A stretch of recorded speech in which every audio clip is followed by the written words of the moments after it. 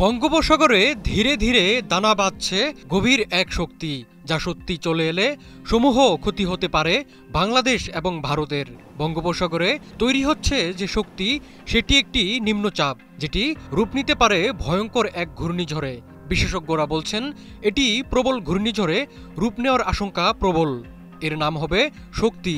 নিজের নামের মতো প্রবল শক্তি নিয়ে এর বাংলাদেশ এবং ভারতে আছড়ে পড়ার আশঙ্কা প্রবল।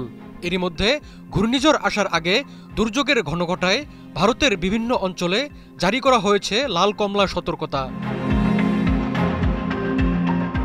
মে মাস মানেই যেন নতুন কোনো ঘূর্ণিঝড়ের শঙ্কা। গত ৫ বছরে বঙ্গোপসাগরে সৃষ্ট ৭টি শক্তিশালী ঘূর্ণিঝড়ের মধ্যে ৫টি ছিল মে মাসে। গত বছরের ২৭ মে উপকূলে তাণ্ডব চালিয়েছিল ঘূর্ণিঝড় রিমাল। এর আগেও মে মাসেই আঘাত হেনেছে